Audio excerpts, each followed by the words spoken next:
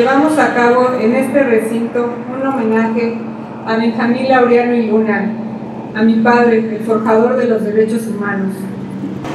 Benjamín fue autodidacta, ya que por su cuenta aprendió francés, nociones de náhuatl y hebreo, historia, filosofía, sociología, psicología, fotografía, hidrología, grafología. Esta última actividad de perito fue la que se dedicó por 50 años para el sustento familiar. Al mismo tiempo que estudió medicina, asistió al colegio militar.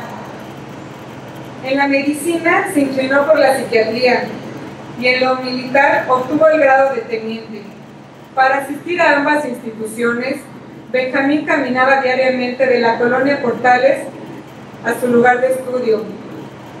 Mi padre, junto con otros compañeros, pusieron un consultorio de atención médica multidisciplinaria.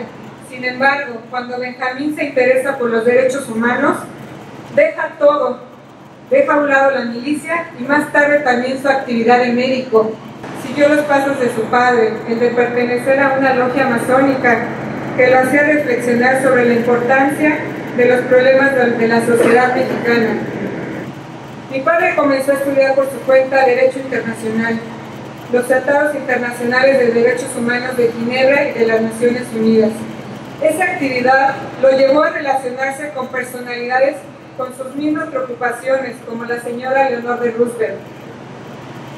Su conocimiento sobre la política de México lo llevó a colaborar con el presidente Adolfo Ruiz Cortines y ser asesor particular del presidente José López Portillo.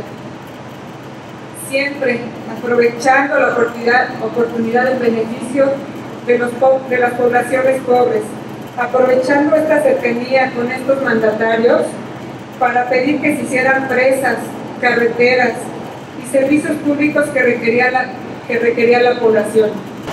Benjamín era estudioso y defensor de la cultura e historia indígena de México.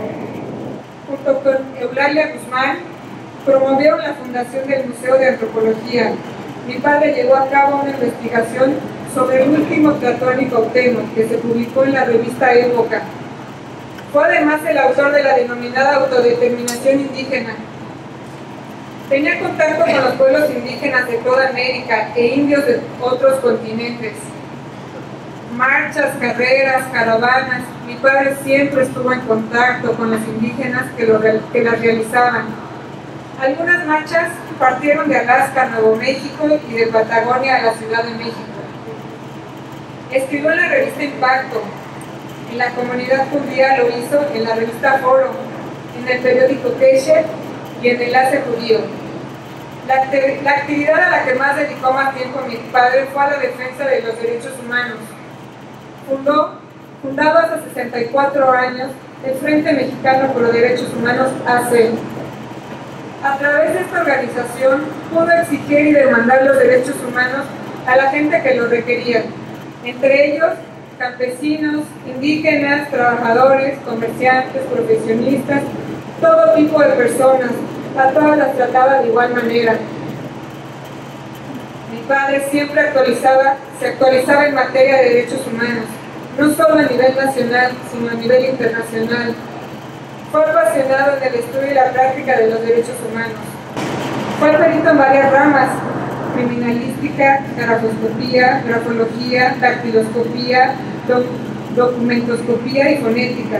Por tal motivo, mi madre tuvo un matrimonio solitario por la ausencia de él en la casa. Otra fase de Benjamín fue su religiosidad. Los sábados lo dedicaba a la lectura y el estudio de la Biblia. Tal vez su humanismo emanaba de su fe. Sin embargo, aunque practicaba una religión distinta a la gente que lo rodeaba, siempre fue totalmente tolerante hacia todas las demás creencias. Recuerdo las interpretaciones que él hacía de la Biblia, las escribía y las compartía con todos. Cuando terminaba el sábado, mi padre tocaba el piano o el acordeón, nos deleitaba con su música de tangos, valses, boleros, música gitana. Podía pasarse mucho rato tocando, era la forma de relajarse, y lo que a mí me sorprendía es que lo hacía sin partituras. La organización que fundó mi padre fue la primera en efectuar la observación electoral. Con los comités del Frente Mexicano en los diferentes estados de la República Mexicana efectuada dicha observación. El terremoto de 1985 afectó el edificio donde se encontraba la oficina de mi padre. Entonces, mi hogar se convirtió en su oficina. Ahí llegaban todo tipo de personas, desde abogados, políticos, comerciantes, etc. Mi padre compartía la mesa con ellos. Siempre exigía que hubiera comida de más para poder darle de comer a la gente que lo requería. La sala de mi casa se convirtió en oficina. El jardín en centro de reunión. En la cocina mi padre tenía un teléfono, una máquina de escribir. A veces realizaba varias actividades a la vez. Cocinar, escribir, contestar teléfono y darnos de comer.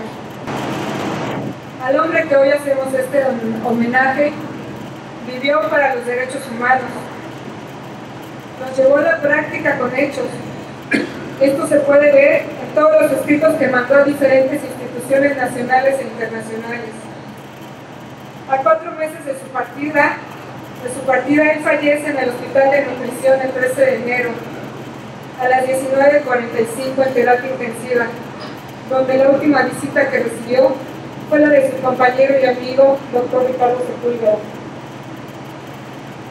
Quiero agradecer muy fraternalmente a los amigos de mi padre que se encuentran en este podio y a todos ustedes que los acompañaron en diferentes luchas. Te extraño mucho, Benjamín. Descansa en paz, papito querido. Hace apenas 25 años, en 1989, que se estableció el antecedente más remoto de un área encargada de la promoción de derechos humanos en el gobierno federal.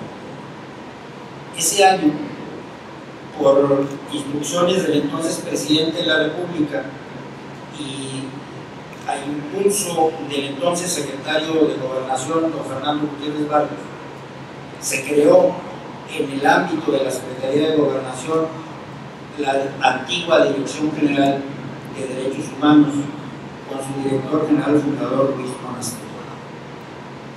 Era la primera vez que en el ámbito del gobierno federal y particularmente de la Secretaría de Gobernación se creaba una unidad administrativa específica para promover, darle difusión y generar espacios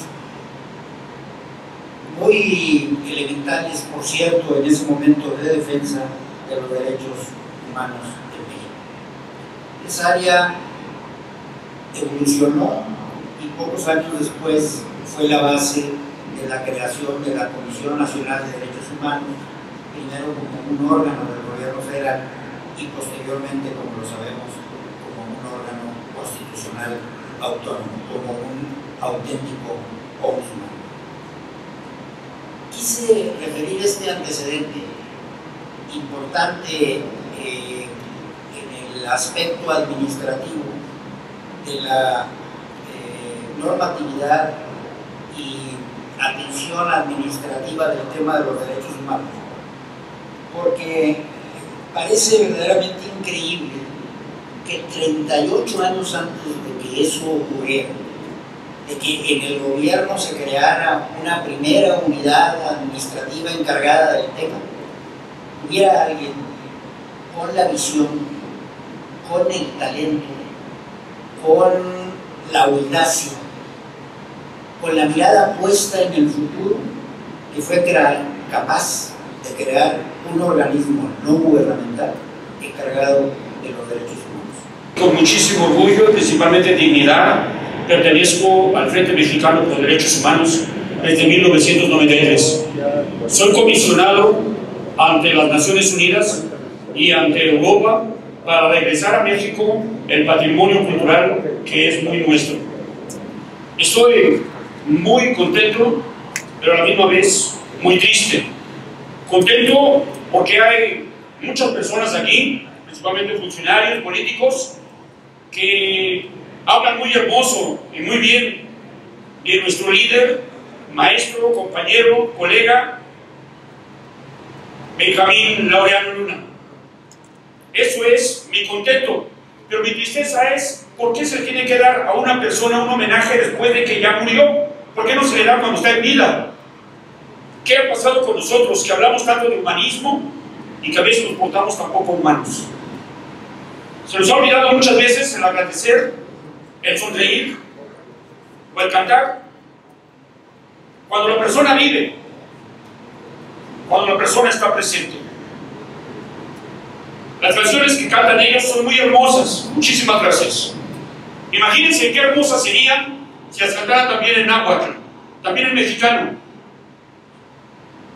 Se recorre por todo el cuerpo, de inmediato, un cosquilleo muy grande, porque hablar de derechos humanos se dice muy fácil, pero para poderlo hacer o lograr a través de tantísimo tiempo, muchas veces queda ahí la vida.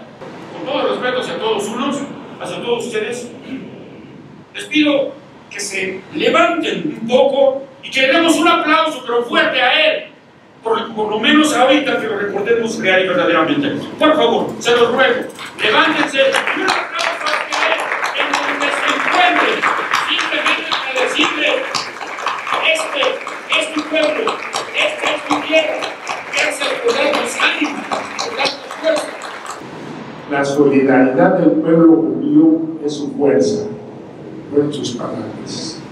Él decía que la solidaridad del pueblo judío era lo que nos daba fuerza. Era el lema del defensor de los derechos humanos, el cual honraremos esta noche. Descendiente de criptojudíos, donde su padre, el abogado Baltasar Laureano Ramírez, era el rabino espiritual de la congregación Kahal Kadosh Ben Elohim de los judíos de Vallejo. Como abogado, su padre ayudó a muchos de los primeros inmigrantes judíos a tramitar la ciudadanía mexicana. Además, fue clave para la fundación en 1930 del periódico Yiddish de Rubin. El Yiddish es un idioma similar al hebreo, que era la que se usaba mucho en América, en Europa, la Europa Oriental y eso.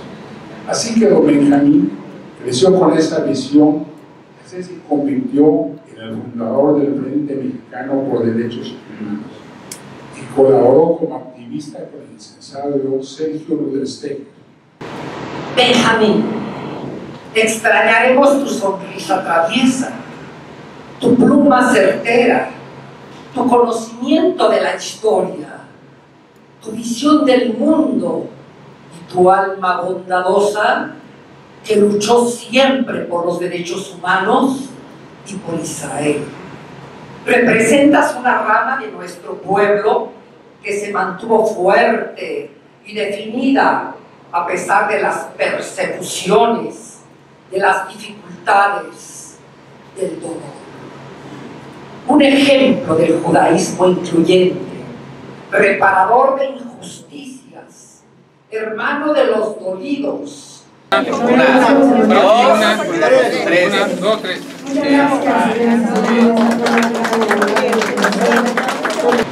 Quiero agradecer el privilegio de estar aquí y sumarme al reconocimiento que hoy hacemos conjuntamente a don Benjamín y poder decir a ustedes que, aunado a todos sus méritos que aquí han sido señalados, me mueven dos razones particulares.